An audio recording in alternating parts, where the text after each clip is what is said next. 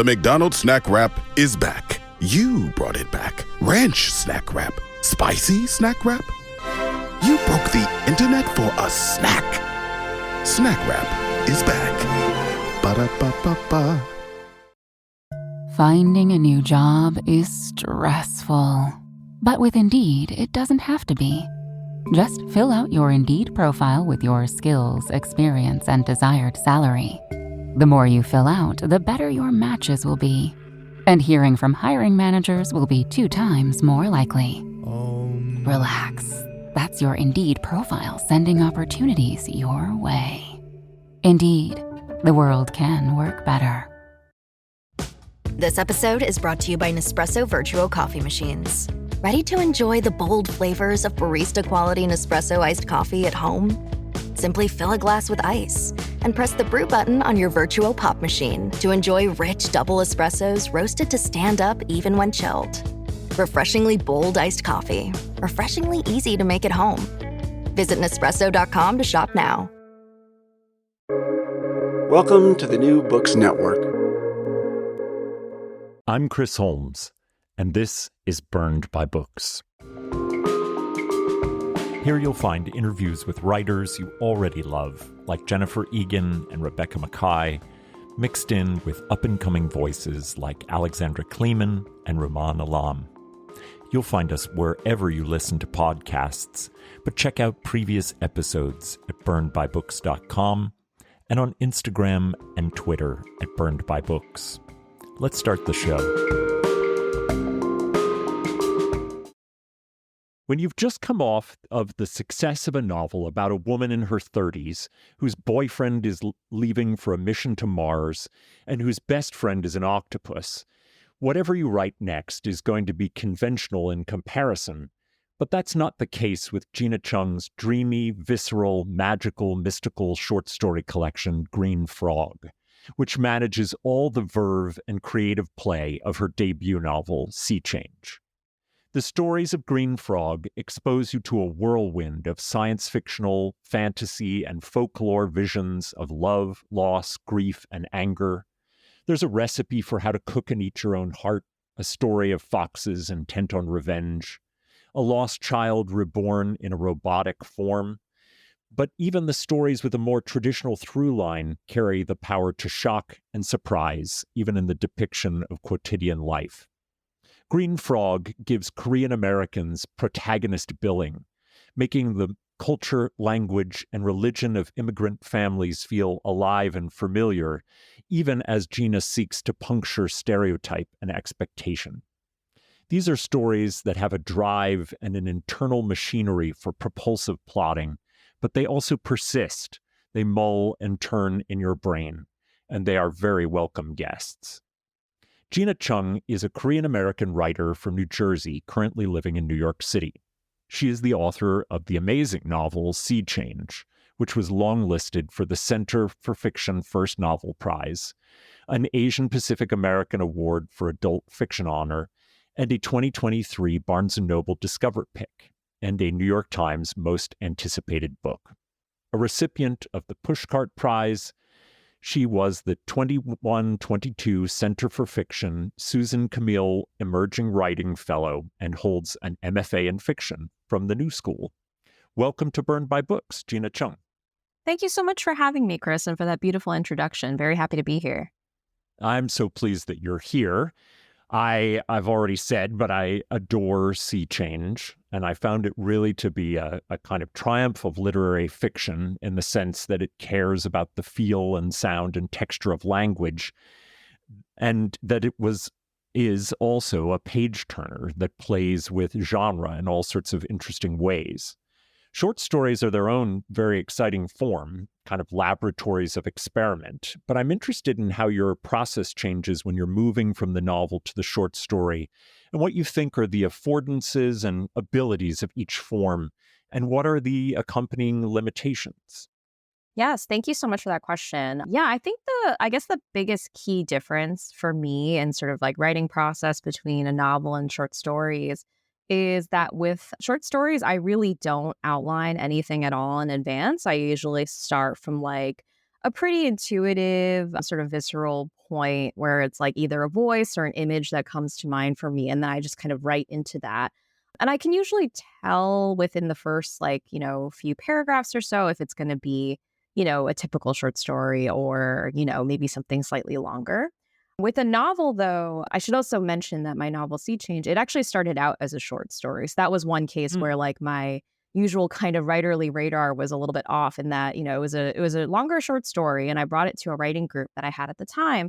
And I was like, oh, it's a short story. Maybe I'll expand it a little bit. And my writing group very respectfully was like, well, there's actually a lot of unanswered questions here, especially in terms of the world you're creating, which was sort of like a speculative near future world and remains so throughout the course of writing the novel. And so they sort of encouraged me to think about expanding it. And so that was kind of, it felt like after they kind of gave me that like bit of permission in a way, I was like, oh yeah, here's how I can think about expanding it. But maybe because I just had never tried to write a novel before, I found myself just completely overwhelmed by the idea of writing something that's so much longer. So I outlined a lot of sort of early beats and points of the novel in advance. And I sort of had this idea to tell it from an alternating past present structure, which is what the form that the novel ended up taking. Whereas with the short stories, I find that I can be a little bit more experimental, a little bit more playful, and play around with like different POVs, for example. Like there are a couple of short stories in Green Frog that are written in second person, which is a POV I really enjoy, as well as like first person plural, where it's like a we that's speaking. And I love playing with things like POV and voice and character, but I don't know if I would ever write a novel in like third person plural. I know there's some really stunning, famous examples of novels written in that POV, but I think it's a hard one to sustain. So I felt like I can only think of like maybe two that I thought were very good, like Eugenides, The Virgin Suicide is a really good one, but that's a really hard one to do in a long form, as you say. It is, yeah, and I think that it's like a voice that really demands that the rest of the story really follow suit. So I had fun with that, but I felt like, with the short, I could just play around a little bit more. These are stories that very often are just flinging off the shackles of genre and bringing reality and surreality into the same narrative frame. It often feels as though the stories are calling out to us to acknowledge how unreal most of our everyday lives feel already.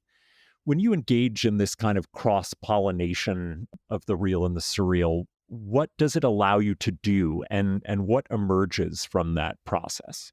Oh, that's such a great question. I think the thing that really sparks for me with that sort of fluidity between genres is honestly the ability to just make things happen that, normally wouldn't be possible in our world. And I think the reason for that, there's sort of two different reasons why I find that particularly gratifying as a writer. One is that, it just feels kind of cathartic to be able to, create like literal magic on the page and, have a character, just experience something kind of uncanny or just, out of the realm of reality. The other thing is that just from a very kind of logistical standpoint, it makes things happen, like there's a story in the collection, for example, in which a young girl is sort of grappling with, what's looking like the death of a grandmother, a beloved grandparent that she never really got to know. And so, because I was I wanted to write in this kind of surreal, almost fairy tale like register, I decided what it would be like if the grandmother were to suddenly arise from her sickbed and, with all the playfulness and vigor of a much younger person. And so that was a way of making things happen that, yes, certainly couldn't have happened for these characters in real life, but also they got to like have a little adventure that I then wrote about. Yeah, that's Rabbit Hearts, right? Is that? Yeah, that's right. the one. I love that story, and it's so wonderful. And her grandmother is able to, both alive and in this, adventurous moment when dead, give her things that are just unavailable to her from her regular life. And I think that's sometimes a very important and special relationship that is hard to get back. Yeah. And a lot of it was also inspired by my own relationship with my grandmother, who, I loved very much, but I didn't really get to form many memories with her after she herself suffered a brain aneurysm. But it's so much of the memories that I had of her were very visceral because it was from I think I was like 5 the first time I ever went to Korea to visit her. And there were so many embodied sensory memories that I have from that time that I ended up just giving to this character. And then, of course, I gave her an experience that I could never have had in real life. Hmm. That's really nicely said. The animals are essential characters in all of your work, often taking lead roles as sentient narrators or major characters, as opposed to work that just seems to make animals exclusively metaphorical. Stories like your Mantis test the limits of that metaphor. How do you understand animals in your work, and how do you find the complicated question of how to render thought in creatures without simply anthropomorphizing them? Yeah. So with the mantis story, I really liked the idea of, being able to, as you said, lend this mantis a sentience and a consciousness that was accessible to the reader. I don't doubt that mantises and other insects have sentience. It's just like, we obviously can't know what they're thinking, at least not yet. And I liked this idea of sort of like having fun with that and, being a little bit humorous about it, where, the mantis is described as having a studio apartment and she has a therapist that she is seeing for a little bit until other things happen. But at the same time, I didn't want to alter like the fundamental animal nature of this like very kind of fearsome and storied creature. Like she is a creature of appetites. She is a predator. And so in order to just sort of get those details right, I did do like a bit of research just to like figure out, what are the sort of mechanics of like day-to-day life as a praying mantis. But I learned like, I think a lot of the things most people know about praying mantises are that the female mantises usually devour their male counterparts after mating. But then I learned through the course of research that they actually don't do that all the time. It sort of depends. Fascinating. Yeah, it depends That on makes like, that story resonate in all kinds of new ways. So then it occurred to me, I was like, oh, well, this mantis is, mantises are making decisions based on, maybe how long ago it was when they had their last meal. Maybe some of it is how much they like the other mantis that they're Right. having an encounter with. So I really enjoyed writing about that. I think animals are a theme I come back to a lot in different ways in my fiction because they experience the world so differently from us. And yet we are, of course, inextricably connected to them and are ourselves animals, which I think is something we forget a lot, but is a thing that I find really refreshing and grounding to remember. Well, one of your animal stories has to do with sort of spirit foxes. And there are a lot of examples, I think especially in East Asia, but also sort of globally, of foxes carrying this kind of spiritual, mythical quality in which they're often embodiments of sometimes scorned women or other sort of elements of society in which the fox gets to act out in a way that humans can't. And I wonder why I think this story in particular comes to you a little bit from Korean folklore, but do you have an attachment to stories of those kinds of foxes, and how did it end up in this story? Yeah. So in Korean folklore, that fox spirit, or sometimes it's referred to as a demon, that archetype is referred to as a kumiho. And as you've mentioned, it's an archetype that occurs in a lot of different folkloric traditions. The ones that I've mostly found are in East Asian traditions, but I think it's, as you said, fairly widespread. And I found it really interesting that archetype, like in Japanese folklore, for example, it's called the kitsune. The Korean archetype is almost always like deeply negative. Like the kitsune counterpart is much more playful. It's a bit more of a trickster character. Whereas, and also I think kitsune can often be either gender, like male, female, somewhere in between. Whereas kumiho are almost always women in Korean folklore. And they're like these beautiful, seductress types, but who will, eviscerate, sometimes quite literally, like your family, your livestock, your livelihood. And so obviously, I think it speaks to sort of like really interesting things about like the role of women in, certain periods of Korean culture. And I had this book of Korean fairy tales as a child where one of the stories it's a fairly famous one called The Fox Girl. It's about a fox demon who takes the form of a young girl in a family. And then her brother finds out that, oh, she's actually not my sister anymore. It's a demon pretending to be her. But then in the end, he vanquishes her fairly easily, even though she's like this sort of fearsome villain. There's like one particular illustration in my mind that is like indelibly like engraved in my brain. And I used to not be able to open the book to that page because I was so scared of it. And I was sort of disappointed at the same time that this fox demon in that story was so easily vanquished. And so I was always fascinated by what it would be like to exist in this period where, you're seen as this very vulnerable, but at the same time, very desirable woman, and at the same time be so powerful and vicious and feared. And in writing that story, I decided to write it from the perspective of a sort of reluctant kumiho. So someone who, has all these powers and abilities, but is not as confident as, say, her mother or her sister in wielding them. Yeah, I love that story, and I'm familiar with some of the other sort of fox folklore, but I do like that particularity of the sort of usually feminine and usually ferocious and frightening version of the Korean fox demon. This episode is sponsored by Friskies, who would like to tell your cats hi. Now, if that didn't get your cat's attention, there's one thing that always does the trick. Just pour some Friskies crunchy food in the bowl and you'll hear those paws come running. Works every time. With so many Friskies choices, you can always bring your cats running from their secret napping spots. There's always more to explore. See for yourself at friskies.com or visit your local store. I'm always looking for ways to show my cat how much I love her. And with Fancy Feast gems, I can pamper her whenever I want with a savory gravy on top of a gourmet mousse pâté. The pyramid shape makes serving simple, so all I have to do is peel and plate to make mealtime feel extra fancy. And with 2 entrees in every pack, it's easy to turn every day into the extraordinary. Fancy Feast gems. Many, if not most, of your stories concern the lives of Korean American women and their families.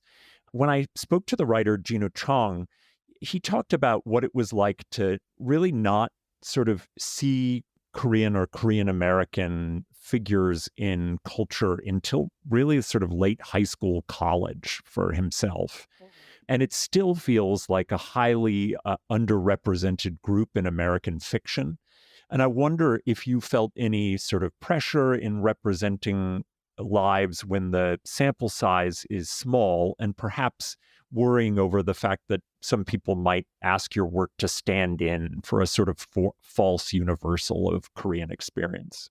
Oh yeah, that is such a great question. And Jinu is a dear friend and writer that I admire very deeply. And he and I have had, many conversations sort of on this topic and what it was like. I think we both also grew up in kind of the same area in northern New Jersey, and a very specific time period where, we just didn't really grow up seeing ourselves in a lot of literature. And I think that's an experience that's quite common for a lot of writers from underrepresented communities. As you said, I think it is increasing, and it's sort of really amazing in some ways to be a writer now and to be a Korean American writer now, when it seems like there's, so many more of us than there ever has been. That's so true. Yeah, but at the same time, you're absolutely right in that there is this sort of anxiety that happens when you're very cognizant that you are like you are among the first in a given community or even just in your family to do a thing. I think for me, it often manifested, especially when I was just starting out writing, in this sort of feeling that I had to write a very kind of serious, very sort of historically responsible, I guess, version of, Koreanness or Korean Americanness. Actually, so the story we were just talking about, Human Hearts, the one about Korean fox demons, it's set in it's not a contemporary story. And I kind of set in this sort of amorphous, long ago period, probably like Joseon era Korea. And I remember feeling this anxiety about I don't know sort of the history and the details of this era beyond what I've seen in maybe movies or TV shows. And therefore, I can't write this. And then obviously, of course, there's research that one can do when one is taking on writing about a time period or a place that's not one's own. But I think for me, I felt that anxiety especially keenly because I really wanted to get it right. And in the end, I just realized that, at the end of the day, this is still a story about characters and about family in particular. And as long as I could focus on those dynamics, the rest of the details could be, revised or added on later. But I do sort of deal with that I guess that sort of anxiety. And then the only thing that really helps is to just sort of push through and do the writing. I'm working now on another a new novel where it is drawing on sort of. That's exciting. Yeah. It's an exciting and kind of scary place to be because I'm like, oh, how much research do I need to do? Because it's kind of drawing on certain Korean indigenous practices that I am familiar with but don't know enough about. So again, there's this tension between wanting to do the writing and focus on the story, but then also wanting to get certain details right. So that's something that I think I'm, continually balancing. Two of your science fiction-y stories, A Presence and Attachment Process, are explicitly about memories and consciousness and the idea that future scientific breakthroughs may be able to control or capture memory or slices of our conscious minds. In one case, a company promises to rid you of difficult memories that can be archived away. In the other, a lost child can be returned in a robotic body that contains parts of the child's consciousness. Both end fairly pessimistically on the tech front. What's your interest in playing with these kinds of neuromanipulations, and what does that science fiction tell you about our relationships with our conscious and unconscious minds? Yeah, I think the reason that those stories sort of focus particularly on, as you said, memory and consciousness is because memory is one of those things that really interests me as a fiction writer. Like, I feel like my characters are always like remembering and realizing things from their past and sort of using that to sort of figure out how to move forward into the future. And it's a topic that interests me because I think memory, along with mortality, is one of those things that we have yet to, like, quote unquote, solve, right? We have certain devices that we all carry with us, like phones, for example, that can help us to record details of day-to-day life or moments that can help us remember. But, as of now, there isn't really a technology or medical breakthrough that preserves those memories for all time. And I'm always sort of worrying about the things that I'm forgetting, like, Me too. yeah, like, and there's so many, and I think fiction itself draws so much from memory that I worry sometimes. I'm like, oh, there's this thing I want to write about, but I don't remember what the experience of that felt like. And I think in a lot of ways, I wouldn't be a writer if I didn't have that kind of anxiety about memory. And Yeah, 'cause you're trying to return to it and give it kind of new life. And so if it feels a little stale, you're going to be especially attentive to that.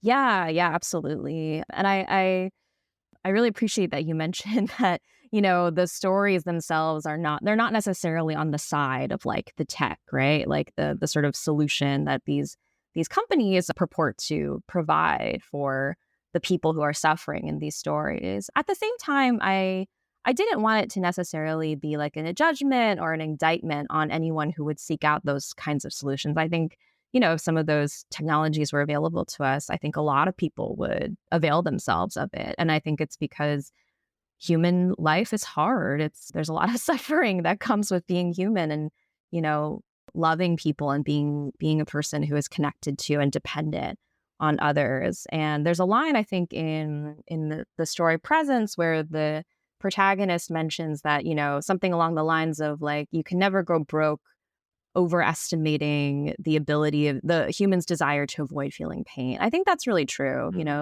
So many of these sorts of technological innovations that, are supposed to fix our lives. It's not necessarily that they're providing a fix. It's just that they're, kind of a stopgap in some ways for avoiding pain or discomfort, which I think is a very, very human and very sympathetic impulse.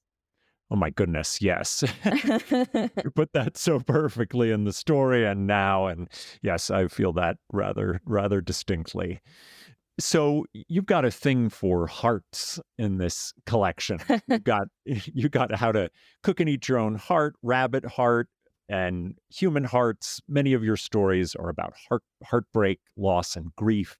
And you seem to want to take up the heart as the physical beating organ itself. The foxes in Human Hearts talk about eating out the heart of a human. Your cooking instructions are very much like how to, like, slice out your own organ. And you've got a story that works out grief through a ghost who might not have a beating heart anymore. This seems like a strategy of yours to be able to represent heartbreak and loss without falling into cliche. And I wondered if you'd talk about the many hearts in Green Frog. Oh, thank you for that question. Well, the first thing that came to mind for me when you mentioned this was that that was something that I didn't realize was a recurring motif until I was sort of assembling the stories with my editor and my agent and looking at the table of contents. And I was like, oh, there are literally so many stories with just heart in the title. And it's certainly a recurring image and motif across many of the stories. I was like, okay, we can't have them all, next to each other because that's going to look ridiculous. But yeah, I think it's an image I come back to again and again just because I'm not very well versed in how the body works, but I remain endlessly fascinated by it. And, by this idea that so many cultures, reference the actual organ of the heart as, sort of the emotional center of our sort of consciousness, even though obviously it's not, the heart is mostly a metaphor in a lot of these situations. I think that there is something too with with human hearts in particular. I was thinking a lot about what people say about sort of like organ meats in particular as being like a very rich and kind of valued part of a body. I've read about cultures in which like organ meats are, a real delicacy, and that's sort of considered the most prized part of, of an animal, for example. I think when it comes to thinking about grief and heartbreak, I'm also always trying to write about it in a way that feels embodied. And, there is also this thing called a genuine medical condition called broken heart syndrome, where people literally feel pain and, experience medical symptoms as a result of heartbreak. And I think anyone who's been through I think I've had that. yeah, it's a real thing. And I think anyone who's experienced like grief or heartbreak, it's not just that you feel a certain way emotionally or mentally, you feel it in your body, it's people report feeling aches and pains and psychosomatic experiences too. So I think that's just a preoccupation of mine that I think comes up a lot across the collection. And also in thinking about just like the word heart as it manifests in Korean, there's different words to refer to it. There's like the more kind of medical term is 심장, which you would never use in the context of talking about your emotions. But then there's another word that also, roughly translates to the idea of heart called maum. And maum is like, that's like your center, the center of your being. Like if your heart is aching, you would say like maum 아파, which is like my heart is hurting. So I find it really interesting to think about expressions of pain or emotion and how they're sort of located in the body. What does every USAA member have in common? Family. We're one big family who supports the military community and their eligible families. And if you, your parent, or spouse served, you could join our family and save big on auto insurance. Visit USAA.com/join today to check your eligibility. Membership eligibility and product restrictions apply and are subject to change. USAA means United Services Automobile Association and its affiliates, San Antonio, Texas. My cat Freddie loves to be brushed and cuddled. But stirring up his cat allergens meant sneezing and itchy eyes. Then I found Purina One Live Clear. It's cat food that reduced the major allergen and my suffering in as little as 21 days. Now, we feel closer than ever. If you have issues with cat allergens, you really need to try Purina One Live Clear. Try new Purina One Live Clear today. Purina One, a difference from day one. Yeah, I'm similarly fascinated and similarly not really versed on the actual workings, but I think about it a lot and imagine my heart working in both emotional and physical ways. I want to take a sort of stark turn to the idea of religion in these stories. There is kind of sprinkled throughout talk of sin and lakes of fires that come into the narrator's minds via parents or ministers of conservative Korean American Christian churches. And I wonder what makes you want to brush up against the specific language of religion in the stories. Yeah. Well, on a personal note, I grew up quite religious. My parents are still practicing as part of the Korean American church that I sort of grew up in. And I'm no longer really part of the church, but I do sort of really respect its kind of significance, certainly in my parents' lives, and also the role it played in kind of my initial upbringing. And even though there's a lot of things that I might not necessarily agree with when it comes to like the teachings of the church, I do find its when I think back to, the experience of my parents who were immigrants in this country back in the early 80s, the first community they ever found was a Korean American church in New York City where they were young students and really kind of living hand to mouth and, very, very far from home. And they were able to find this sort of structure and community that took them in. And I think that remains true. I mean, a lot of their social life and community comes from that church home that they found. And because I grew up so much a part of it, it took a while to sort of figure out what exactly about my family was Korean versus what exactly was like Christian. And oftentimes the overlap That's fascinating. yeah, the overlap was very, very significant. And it's interesting because I actually don't think that, speaking again of like representation in contemporary literature, I feel like this is not a thing that I came across in any early reading I did on Korean and by Korean American authors.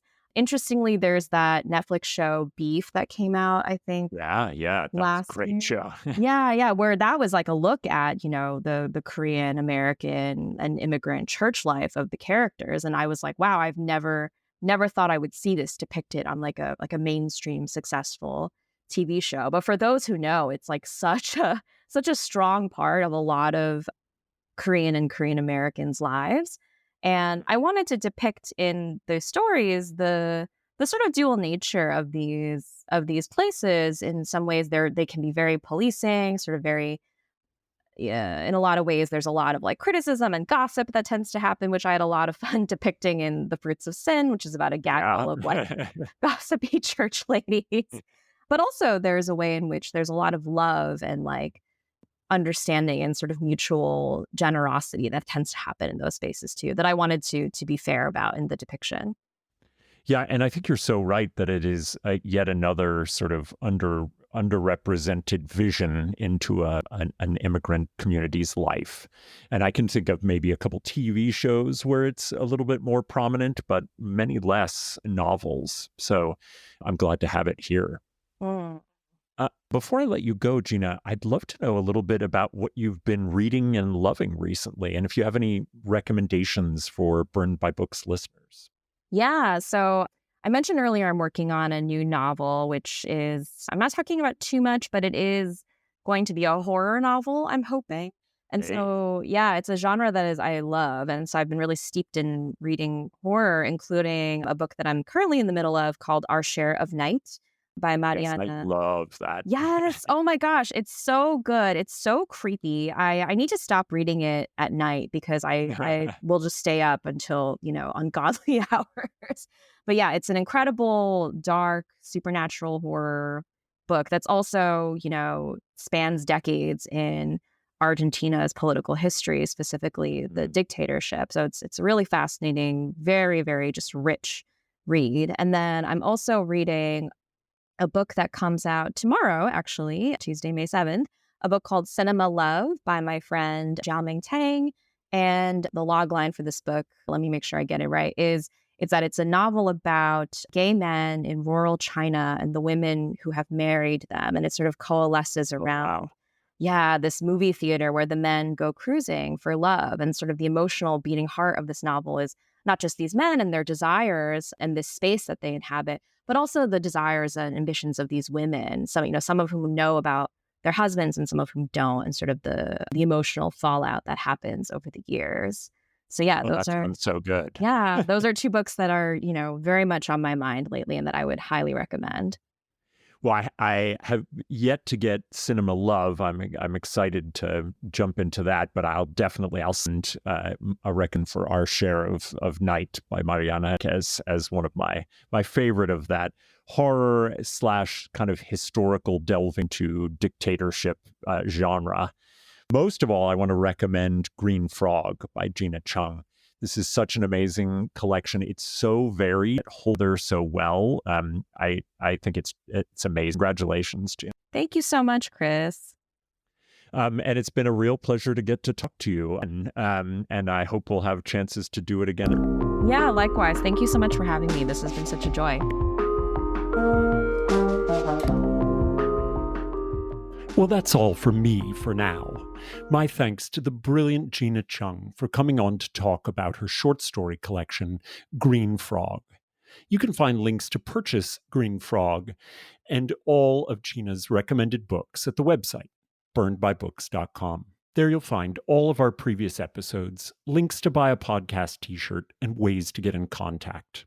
As you listen, take a moment to rate the show on iTunes, Spotify, or wherever you find your podcasts. Until next time, this has been Burned by Books.